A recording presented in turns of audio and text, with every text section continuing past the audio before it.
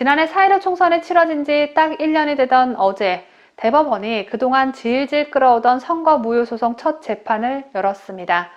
민경욱 전 의원의 지역인 인천 연수구 을의 소송이었는데 당장 판결이 나는 것이 아니라 향후 어떤 식으로 재판을 진행할지 협의를 하는 절차를 가졌습니다. 그래서 사실상 첫 재판이 열렸다고 하기엔 다소 무리가 있어 보입니다.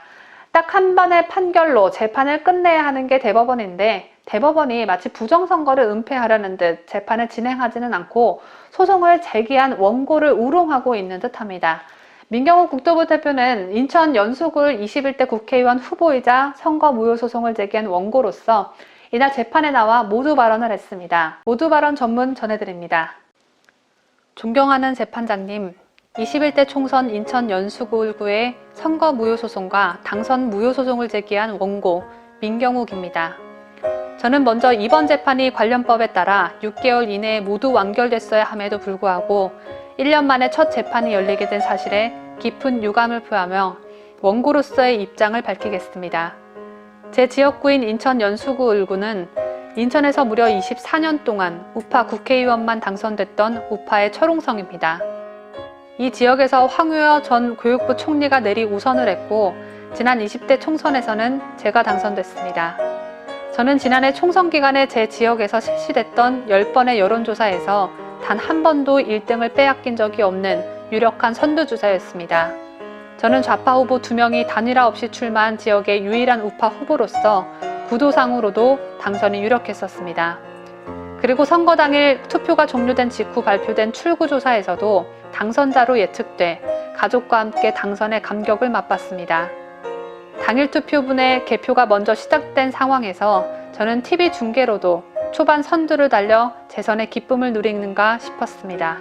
그러나 새벽녘에 실시된 사전투표 개표에서 뒤집어져 낙선했습니다. 선거 당락은 정치를 하는 사람으로서는 병가지상사입니다. 그러나 선거 다음날 아침 제 지역구에 출마했던 후보의 사전 관내 투표와 사전 관외 투표의 득표율이 0.39로 세 사람 모두 똑같다는 사실을 알게 되고는 이번 선거 결과에 문제가 있다는 의혹을 갖게 됐습니다.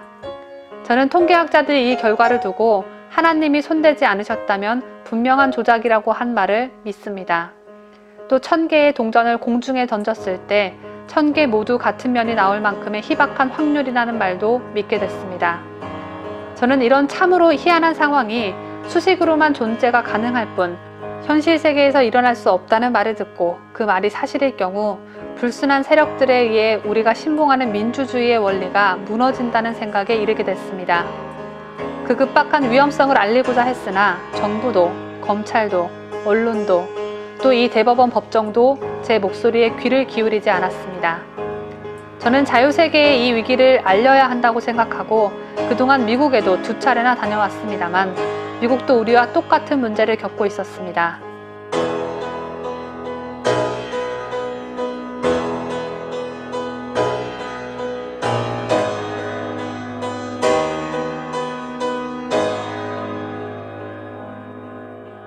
재판장님, 미국에서는 최고의 존경을 받아 마땅한 대법관을 단지 정의를 뜻하는 저스티스라고 부르고 있습니다.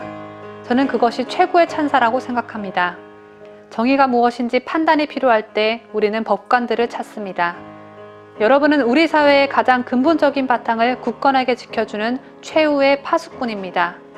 오직 양심과 법률에 따라서 앞으로 역사적으로 오래 기억될 이번 재판을 공정하고 엄중하게 진행해 주실 것을 요청합니다. 피고인 선관위에도 요청합니다.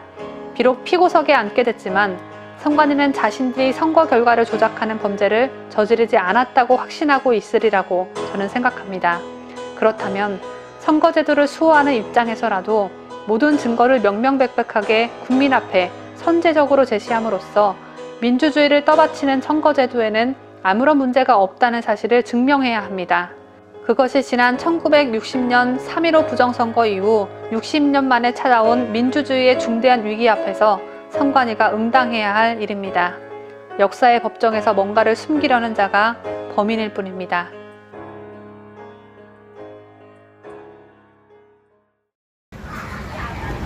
그러면 그렇게 하면 선거 그래서 사람들 뽑아 출력해서 주면에 입고 나오는데 누구한테 보낼까요?